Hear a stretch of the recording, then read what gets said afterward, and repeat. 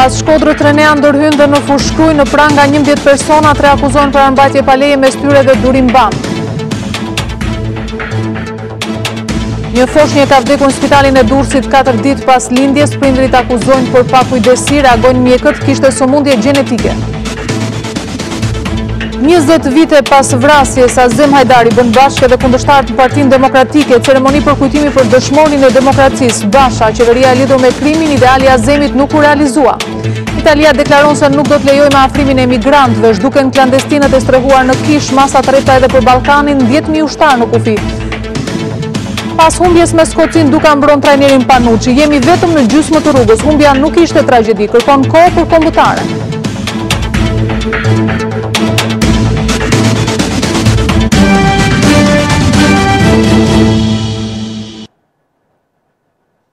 Mirëmbrëma, mirë se vini në edicionin qendror të lajmeve në Radio Televizionin Ora News.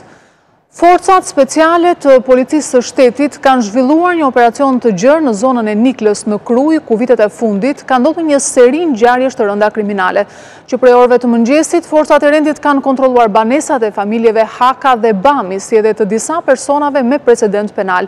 Gjatë operacionit u sekuestruan armë dhe një makinë e blinduar, ndërsa 3 prej të shoqëruarve janë arrestuar për armbajtje pa leje. Fshati Nikël i Fushkrujës është gdhir të mërkurë në një rrethim policor.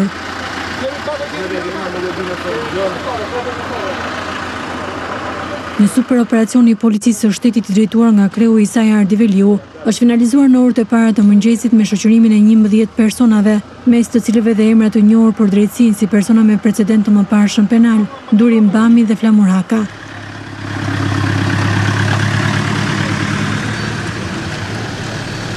Tre prej të shoqëruarve janë arrestuar me urdhër të prokurorisë së Durrësit. Operacioni ka nisur në orët e para të ditës në bazë të një plani të mirë organizuar, me pjesëmarrje të forcave speciale, Renea dhe të ndërhyrjes së shpejtë. Vilat e të fortëve kanë qenë shënjestra e kontrollit policor në kuadër të operacionit Forca e Ligjit dhe për të shmangur çdo tentativë të mundshme arratisje, apo dhe për të siguruar prova brenda banesave. Policia ka stakuar më parë energjinë elektrike, duke e lënë Niklën në errësirë totale.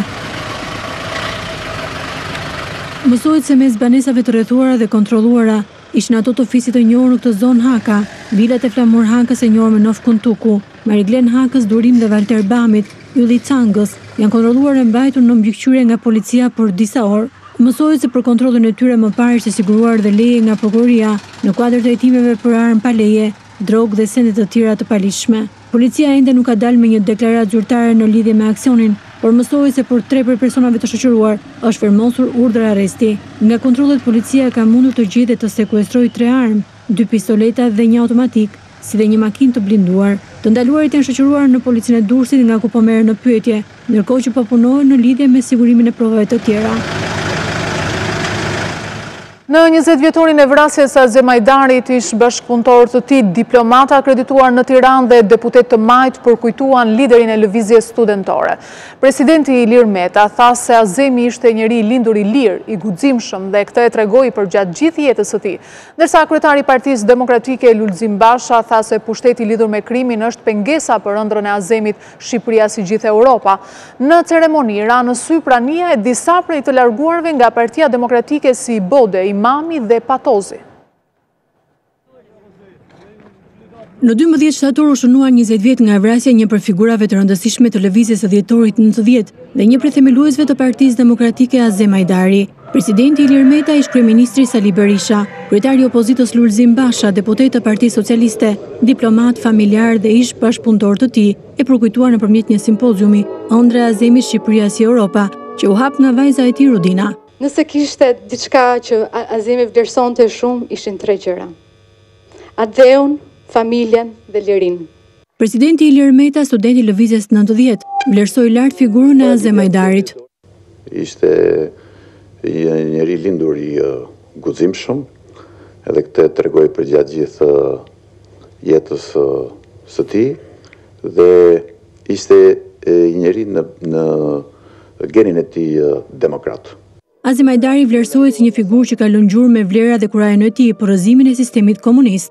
Kjo nuk është një ditë përkujtimore, në kuptimin që në rast se ka një njeri që është i gjallë edhe pas vdekjes, unë them se është Azem Hajdari. Na se kthehemi në dhjetorin e tij, do gjejmë një gjenit guximit njerëzor. Në simpozium mbajti një fjalim dhe ish funksionari i lartë i Partisë Demokratike Besnik Mustafai, i cili teksa të lexoi një letër imagjinare të Azemit, nuk i kurseu kritikat për Partinë Demokratike sot. Partia Demokratike nuk është aty ku historia e kërkon dhe ku do e donte Azemi, për t'i dhënë zë politik kësaj pakënaqësie popullore, duke mishëruar atë që është jetike sot, shpresën e njerëzve, e për t'i udhëhequr këta njerëz drejt përmbushjes së ëndrrës tënde, pra ëndrrës Azemit, për ta bërë Shqipërinë si gjithë Europa. Simpoziumi për 20 vjetorin e Azem Hajdarit, ku ndan kujtimet personalitete e miqtë të tij, i la vend omazheve pranë memorialit, në vendin ku vra natën e 12 shtatorit të vitit 1998.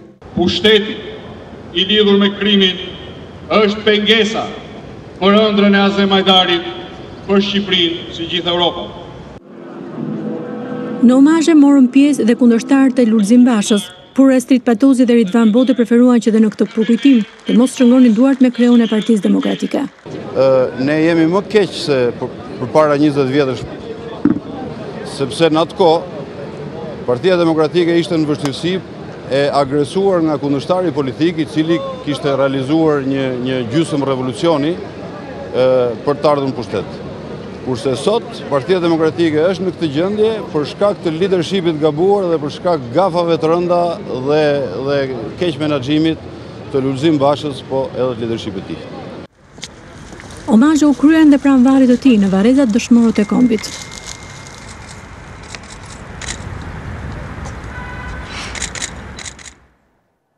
Një foshnjë 4 ditëshe ka ndruar jetë në spitalin e Durrësit. Pas ngjarjes së rëndë, prindrit kanë akuzuar mjekët për neglizhencë, ndërsa ata të fundit thanë se ka lindur me një sëmundje të rrallë gjenetike.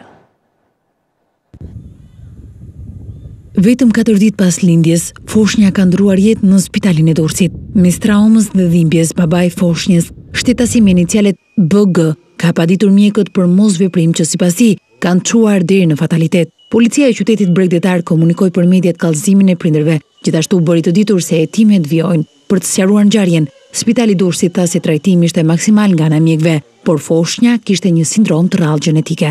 Një fëmijë që nuk qau në momentin e lindjes, me gjithë reanimimin e mundshëm me të gjitha mjetet që ne kemi në dispozicion, gati gjysmore me anë të aparatit për dhënien e oksigjenit, mundëm t'i japim një ngjyrë lehtësisht roz. Fëmija kishte diagnozën asfiksi alba.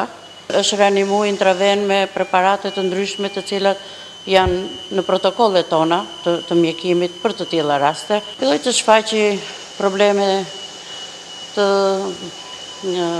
atakeve të cianozës her pas here, filloi të bëj kontraktura të cilat janë si pasojë e vujtjes së trurit, nga anoksemia apo nga hipoksia që e quajmë ne, mos oksigjenimi i mirë.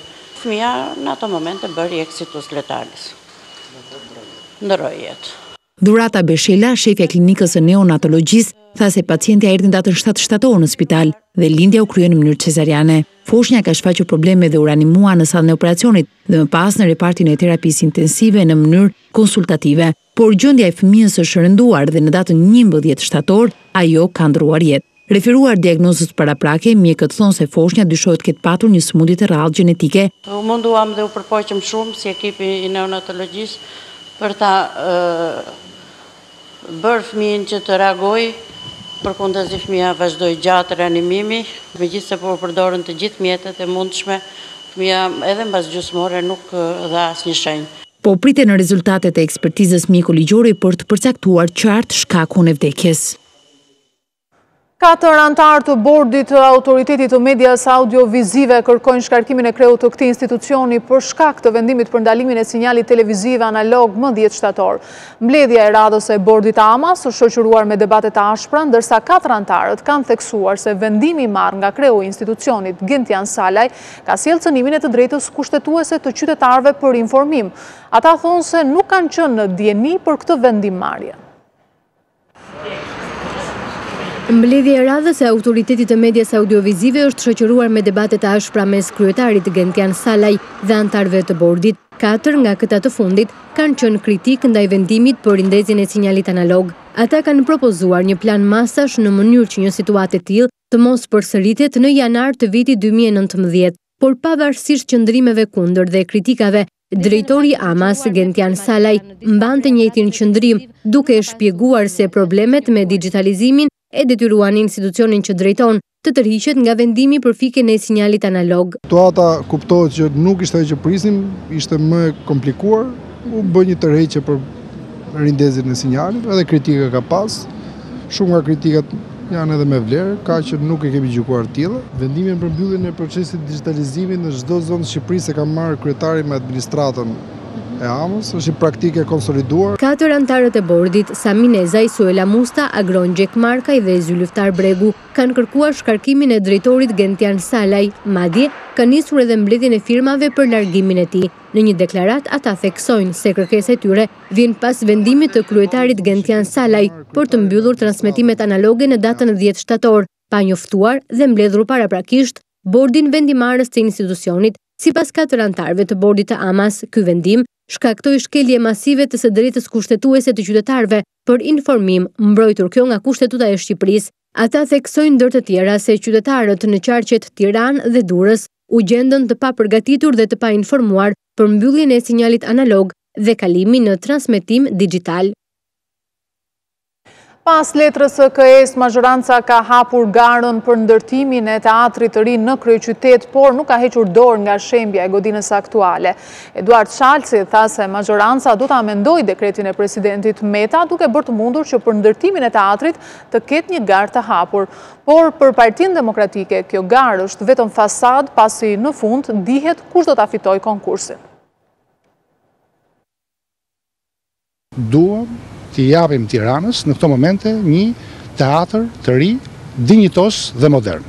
Mazhoranca vijon të mbajë qëndrim të palëkundur për shembjen e godinës së teatrit kombëtar dhe ndërtimin e një godine të re në rrënojet e saj sipas të gjitha kushteve bashkëkohore. Por një reflektim vëret në qëndrimin e mazhorancës pas letrës së KE-s për ligjin e teatrit, e cila kërkoi garë të hapur. Kryetari i Komisionit të Veprimtarisë Prodhuese, Eduard Shalci, pranoi se mazhoranca u përfshi në zallamahinë e komenteve dhe nuk e trajtoi këtë çështje me seriozitetin e duhur që në fillim. Po reflektojmë, pra mos kemi një subjekt, po të kemi cilin do subjekt të interesuar që do t'i përgjigjes asaj që ne do t'i themi ftesë apo thirrje për të marrë pjesë me një projekt për zhvillimin e zonës urbane. Shalci u shpreh se javën tjetër komisioni do të bëjë gati amendimin e dekretit të presidentit Meta, ku sipas tij e vetmja pikë ku palët bien dakord është ftesa për garë të hapur. Jemi gati që në fillim të javës tjetër të japim një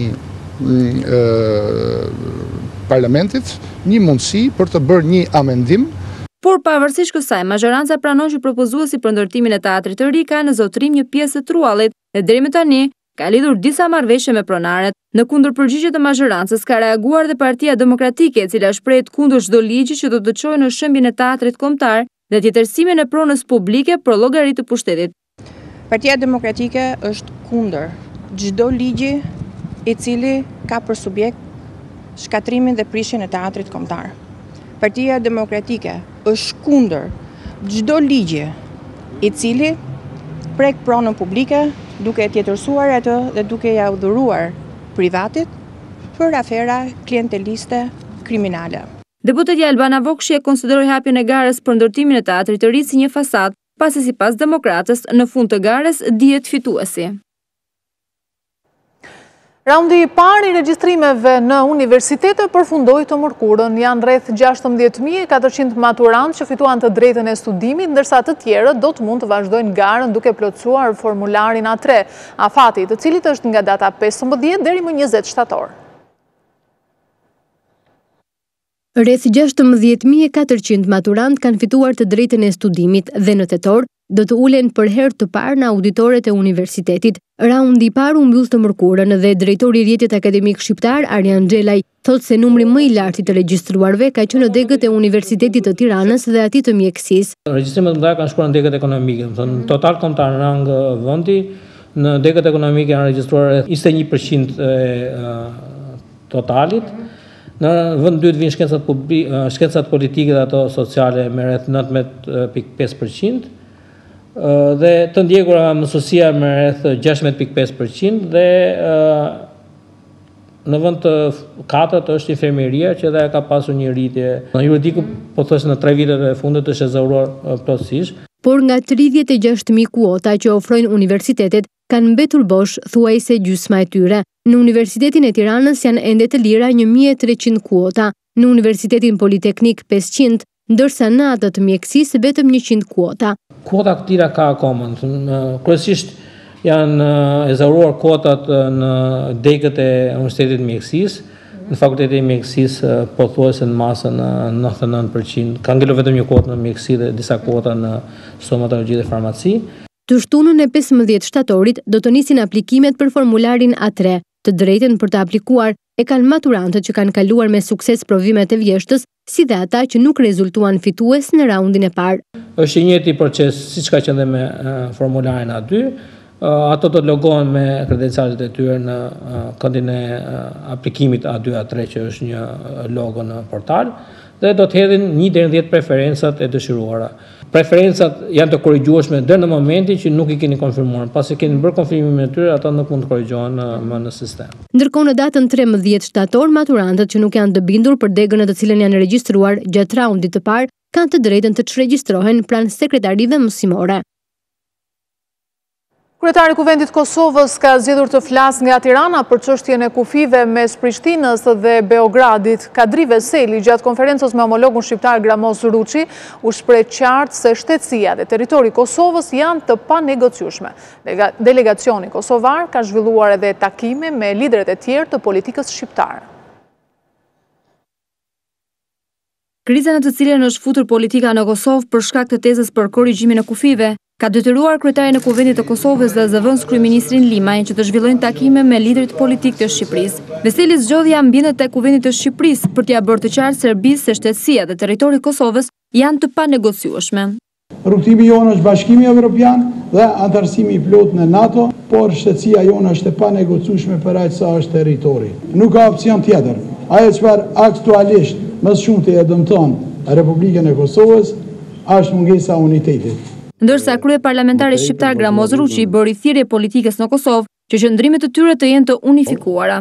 Të gjitha forcat politike të Kosovës duhet të jenë unike, duhet të jetë unitet, qëndrimi dhe veprimi, këtu bëhet fjala për sovranitetin, për shtetin, për forcimin dhe konsolidimin e paqes dhe stabilitetit jo vetëm të Kosovës, po të gjithë rajonit Ballkanit Perëndimor. Edhe ish kryeministri Berisha i bëri thirrje Kosovës për unitet pas takimit me Kadri Veselin dhe zëvendës kryeministrin Limaj. Berisha tha se idetë për ndryshim kufish janë plane për Serbinë e Madhe, ndërsa Fatmir Lima u shpreh besim plot që Prishtina do të arritë zgjidhje të ngërshme dialog. Kjo është një mekanizëm tjetër i shpifur dhe i stisur i Beogradit për destabilizim dhe për të realizuar atë që s'mund ta bëjnë me territore tani me mekanizma tjera Serbinë e Madhe. Pozitë dhe opozitë për çështjet nacionale duhet të jenë bashkë. Delegacioni kosovar ka zhvilluar takime edhe me lider të tjerë të politikës shqiptare.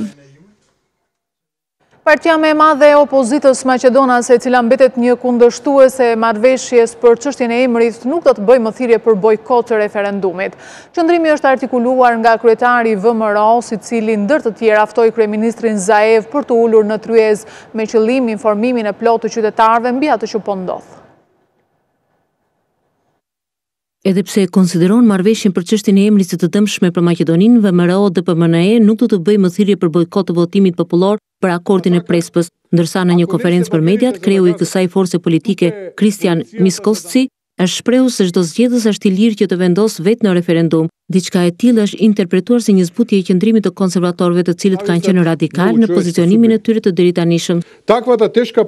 Kjo nuk është çështje vetëm e Mickoskit apo VMRO-DPMNE-s, as vetëm e Zaevit apo LSDM-s, por e tërë Maqedonisë në këtë moment historik. VMRO-ja pas konsultimit me qytetarët për bojkotim apo kundërshtim të referendumit, edhe pas konsultimeve me ndërkombëtarët dhe antarët e partisë, sërish vlerësoi se kjo marrëveshje është e dëmshme për Maqedoninë, Edhe prandaj ne do t'u lëmë në dorë qytetarëve që vendimin për referendumin ta marrin në bazë të vlerësimit vetjak. Në tej Miskoski ka ftuar dhe kryeministrin Zaev për të ulur në tryezë me qëllim që qytetarët të informohen gjithësisht mbi atë që po ndodh. Sipas kreut të VMRO-DPMNE, është shumë e rëndësishme që të ketë një proces transparent. Ministri për Europën dhe punët e jashtme Ditmir Bushati ndodhet në Maqedoni ku takua me kryeministrin Zoran Zaev. Në komunikimin për median, ministri Bushati vlerësoi lidershipin politik të kryeministrit Zaev për politikën e ndjekur ndaj fqinjve për të drejtuar vendin drejt anëtarësimit të plot në Bashkimin Evropian dhe NATO. Sipas ministrit Bushati, çelësi vetëm për hapjen e kësaj rruge është vota pro marrëveshjes së Prespës në referendumin e datës 30 shtator. Në këtë kuadër, kreu i diplomacisë shqiptare inkurajoi të gjithë qytetarët e Maqedonisë të ushtrojnë të drejtën e tyre demokratike për të jetësuar në perspektivën e tyre euroatlantike. Të dy zyrtarët u ndalën edhe tek nevoja e hyrjes sa më shpejt në fuqi të ligjit të gjuhëve. Integrimi Europian duhet jetë më i qartë në perspektivën që duhet ja Ballkanit në kuadër të integrimit Europian. Me këtë mesazh është shprehur në Parlamentin Europian presidenti KE-s Jean-Claude Juncker, i cili tha se në mungesë të rolit që duhet nga BE-ja për vendet e Ballkanit mund të përfitojnë palët e treta. Europa mund të eksportojë stabilitet, siç kemi bërë nëpërmjet zgjerimeve tona të suksesshme, ka thënë Juncker. Në fjalimin e përvitshëm mbi gjendjen e Unionit, presidenti i KE-s Jean-Claude Juncker është shprehur se Bashkimi Evropian duhet jetë më i qartë në perspektivën që i jep Ballkanit në rrugën drejt anëtarësimit. Shefi i ekzekutivit të bllokut nënvizoi se nëse Brukseli nuk luan në rolin e tij, atëherë hapësira mund të shfrytëzohet nga palët e treta që kanë tendencë për të ndikuar në rajon. Europa mund të eksportojë stabilitet, siç kemi bërë nëpërmjet zgjerimeve tona të suksesshme. Për mendimin tim, zgjerimet tona të së shkuarës kanë qenë histori suksesi, pasi kemi arritur të sjellim pranë gjeografinë e Europës me historinë e saj. Por ka ende përpjekje që duhen bërë. Na duhet një qëndrim i qartë për anëtarësimin e vendeve të Ballkanit Perëndimor, pasi përndryshe të tjera do të përfitojnë për të ndikuar ndaj fqinjve tanë. Mëtej Juncker deklaroi se Bashkimi Evropian planifikon të përforcojë me 10.000 trupa të tjerë kufit për të ndaluar emigrimin e palishëm. Kjo kuotë, sipas tij, do të plotësohet deri në vitin 2020. Megjithatë, ai bëri thirrje për më shumë solidaritet me vendet e zgjidhjeve ad hoc për njerëzit që vinë drejt Europës me gomonë ose varka të papërshtatshme për lundrim, duke ndërmarrë udhëtime të rrezikshme për jetët e tyre. 12 muaj para përfundimit të mandatit të tij, Juncker propozoi gjithashtu një aleancë të re mes Europës dhe Afrikës bazuar mbi bashkëpunimin dhe jo bamirësinë, që do të çojë drejt një marrëveshjeje për tregtinë e lirë mes dy kontinenteve. Juncker foli edhe mbi rëndësinë e stabilitetit financiar, si dhe mbi rëndësinë e punësimit të rinjve. Italia do të mbyll kufirin e saj për anijet e refugjatëve të palishëm nga vendet e lindjes pavarësisht të rrezikut që mund të sjellë ky vendim. Kjo është deklarata e kryeministrit italian Giuseppe Conte gjatë fjalës që mbajti pasi u thirr në parlament për të dhënë shpjegime lidhur me çështjen e anijes Dikoti. Ndërkohë, në Itali janë zhdukur gjithë emigrantët e lënë nën kujdesin e kishës, ndërsa 20 persona të tjerë presin të transferohen për strehim në Shqipëri. Italia nuk është më e disponueshme në strehimin e emigrantëve që mbërrin në territorin e saj. Kështu ka deklaruar në Parlamentin Italian kryeministri Giuseppe Conte, gjatë shpjegimeve që dha pas thirrjes së deputetëve për çështjen e anijes Dicoti. Në krahasim me të shkuarën, Italia nuk është më e disponueshme për një mikpritje të emigrantëve, me gjithë rrezikun që mund të sjellë ky vendim në rritjen e trafikut të qenieve njerëzore, apo në delegimin e përgjegjësisë që i takon Bashkimit Evropian. Europa duhet të adoptojë një mekanizëm të qëndrueshëm dhe afatgjatë për menaxhimin e fazave të zbarkimit, shpërndarjes dhe riadhesimit të emigrantëve. Çështja e anijes Dicoti është një faqe shëmtuar e Bashkimit Evropian. Duke referuar anijes Dicoti, kreu i ekzekutivit italian tha se pa ndërhyrjen e anijeve bregdetare italiane, mjaft prej emigrantëve të shpëtuar do të kishin mbetur viktima. Kryeministri italian ka akuzuar Europën për indiferencë ndaj çështjes së anijes me emigrant, pavarësisht kërkesës së Italisë për një plan shpërndarje të emigrantëve. Në mbledhjen e Brukselit të 24 gushtit, përgjigjja e institucioneve europiane ka qenë negative. Ndërkohë, emigrantët e anijes Dicoti vazhdojnë të mbeten një debat i hapur në Itali. Të gjithë klandestinët e marrë në strehim nga kisha italiane rezultojnë të zhdukur. Ata janë larguar nga qendrat e strehimit të vëna në dispozicion në dioqezat e ndryshme italiane. Shumica e emigrantëve të anijes Dicoti nuk kanë pranuar të prezantojnë kërkesën e azilit në Itali, me frikën e qëndrimit të përhershëm në këtë territor. Ministria e Brendshme italiane ka njoftuar se 34 prej emigrantëve të anijes Dicoti janë dalur në bordin e një autobusi në kufirin Ventimiglia që po udhëtonte drejt Francës, ndërsa në Messina të Sicilisë 20 persona të tjerë janë në pritje të nisjes së procedurës së transferimit në Shqipëri. Kryeministria britanike Theresa May ka kërkuar parlamentit të nisë përgatitjet për të ndryshuar ligjet që do të preken nga Brexit. Debati me Bashkimin Evropian është përqendruar në rregullat e tregtisë, ndërsa Unioni ka kërkuar largimin brenda muajit tetor. Kryeministra britanike Theresa May para parlamentarëve ka bërë të ditur një plan masash për të realizuar projektin Brexit. Paketa e tregtisë dhe transporteve duket se ka mbetur një temë nxehtë e bisedimeve mes Bashkimit Evropian dhe Britanisë. Kjo edhe pse më parë u diskutua për realizimin e një marrëveshje të tregtisë së lirë mes të dy vendeve. Por këtë të mërkurë May ka deklaruar se nuk do të bëjë kompromis në kurriz të shtetasve të saj, ndaj ajo kërkoi që edhe vetë parlamenti të përgatitet për një sër ndryshimesh. Dështimi për të arritur një marrëveshje mund të rrezikojë të drejtat e qytetarëve si dhe xhepin e tyre, është shprehur ndër të tjera kryeministra. Por edhe pse Britania kërkon një paketë optimiste, vetë krerët e Bashkimit Evropian janë duke ushtruar presion për të arritur në një marrëveshje konkrete të daljes së Britanisë së Madhe nga BE. Madje muaji tetor është përcaktuar edhe si një afat konkret për mbylljen e të gjithë procesit. Situata ka krijuar edhe shqetësim tek sipërmarrësit. Kjo e lidhur me efektet që do të ketë periudha tranzitore në buxhetin e tyre. Madje për ata kërkojnë dhe një paketë masash për të stimuluar zhvillimin e ekonomisë. Këmbanat e shqetësimit janë tundur dhe nga Nigel Farage, i kusenduar ndryshe babai i Brexit. 3 raste zjarresh u regjistruan në Pakor në zonat naftëmbajtëse të Patosit, ku u dogjën disa hektar me shkure e pemë. Dyshohet se shkaktar kanë qenë banorët e zonës që kanë djegur barishtet në sipërfaqen e tyre për pastrimin e tokave bujqësore, por flakët u kanë dalë nga kontrolli. 4 raste zjarresh u regjistruan në harkun e 24 orëve në zonën naftëmbajtëse të Patosit.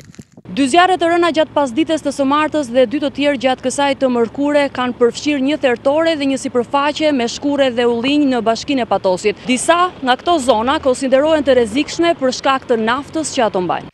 Një sipërfaqe prej rreth 2 hektarësh tokë bujqësore e pemë frutore u dogjur në zonën e Zharrëzës, ku një vatër zjarri ishte shfaqur edhe të martën. Flakët rrezikuan një ser bujqësore si dhe disa cisterna të një kompanie naftënxjerrëse që vepron në këtë zonë. Fillimisht fermerët janë përpjekur me mjete rrethanore për të shuar flakët e zjarrit, ndërkohë që në ndihmë të tyre kanë mbërritur edhe forcat zjarrfikse të Patosit. Më herët një vatër zjarri u regjistrua në zonën naftëmbajtëse të Marinzës, ku për të vënë flakët nën kontroll ndërhyn 3 makina zjarrfikëse. Dyshimet janë se banorët të zonës i kanë ndezur zjarret për të pastruar tokat, por u kanë dalë nga kontrolli duke vënë alarm zjarrfikësit për shkak se zona cilësohet me rrezikshmëri të lartë për shkak të naftës që nxirret aty. Ndërkohë një thertore u dogj mbrëmjen e së martës në Patos për shkak të një shkëndije elektrike. Ministra Damian Gjiknuri dhe Ditmir Bushati u ndalën në Shkodër, ku kanë inspektuar punimet e nisura në segmentin Shkodër-Muriqan. Autoriteti rrugor shqiptar ka bërë me dije se do të ndërhyjet edhe në akset Mjet-Fusharës dhe Hani Hotit-Tamar. 2 ditë pasi në terren nisën punimet, 2 ministra Damian Gjiknuri dhe Ditmir Bushati, të shoqëruar edhe nga kreu i autoritetit rrugor shqiptar Afrim Qëndro, inspektuan rrugën Shkodër-Muriqan. Rikonstruksioni i saj po kryhet fal një marrëveshjeje me Bankën Botërore dhe ka shifrën 1.5 miliard lek. Kemi një riabilitim të plot të gjithë segmentit, ku do ndërhyhet në paketën e nënshtresa të paketës së shtresave asfaltike dhe në bërjen e plot të gjithë sinjalistikës horizontale dhe vertikale. 2 janë drejtimet e këtyre investimeve, tha numri 1 infrastrukturës Damian Gjiknuri. Fokusi i përmirësimit të infrastrukturës shtrihet në 2 drejtime. Një është investimet e reja në segmentet reja rrugore, dhe tashmë ditë për ditë po shikojnë që po hapen fronte të reja, ndërtime rrugësh të reja, apo dhënia dhe zgjidhje të gjithë problematikës së mbartur me rrugë të cilat kanë mbi 10 vjet që kanë filluar. Së dyti është një paket intensive investimesh për mirëmbajtjen e rrugës. Krahas atyre gjërave që tha ministri dhe drejtori për sa i përket sigurisë rrugore, sinjalistikës dhe ndërhyrjes në këtë rrugë, është edhe elementi ndërlidhës me malin e zi, siç dihet ka një angazhim tonin vetë malit zi për menaxhimin e përbashkët kufitar. Kjo ndalesë shërbeu për t'i dhënë një përgjigje edhe problematikave të krijuara me bllokimin e punimeve në bypassin e qytetit dhe rrugën e Velipojës, si pasojë e shpronësimeve. Ministri Gjiknuri dhe kreu i ARSH-s fajsuan për këtë situatë Bashkinë Shkodër. Gjetëm dakordsinë dhe ne shpresojmë në dakordsinë përfundimtare hapjen apo dhënien e dritës qeshile në mënyrë që dhe bypassi i Shkodrës të përfundojë, pasi Shkodra e meriton të ketë një bypass për të eliminuar futjen e kamionëve në mes të qytetit apo trafikut të rënduar mes qytetit. Shqyte unë gjerë rastin me qenë se është dhe media lokale që kryetarja e bashkisë ta japi këtë dritë jeshile. Rruga Shkodër-Muriqan ka një gjatësi prej 14 kilometrash dhe lidh Shqipërinë me Malin e Zi. Ndërhyrja në këtë rrugë pritet që të përfundojë brenda 5 muajve. Teatri Operas dhe Baletit prezentoi kalendarin e ri artistik për muajt shtator-dhjetor 2018, parashikohen 141 aktivitete artistike dhe 9 premiera.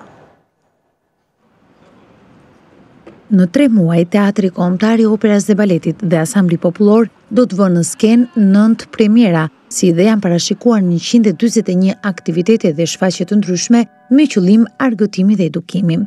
Drejtora e Teatrit Operas dhe Baletit dhe Asamblit Popullor, Zana Çela, bashkë me profesionistë dhe artistë, dhanë disa nga detajet e kalendarit artistik për këtë sezon të ri shtator-dhjetor 2018. Ky kalendar përfaqëson, të themi, do të përfaqësoj nivelin më të lartë artistik të operas shqiptare, të interpretuesve, të operas, baletit dhe ansamblit të folklorit ton, kudo qofshin ato shqiptar këtu në Shqipëri, sigurisht figurat më të mira, solistët më të mirë të teatrit ton, por jo vetëm, edhe artistë shqiptar që ndodhen jashtë vendit, të cilët vinë dhe japin një eksperiencë alternative, një kontribut të shtuar.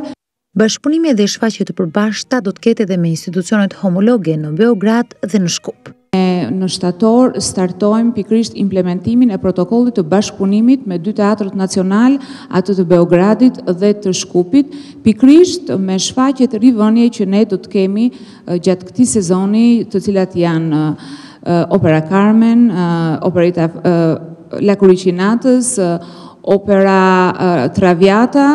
Gjithashtu do të vijë në skenë 100 shfaqje si dhe workshope dedikuar edukimit përmes kulturës në 90 ditë.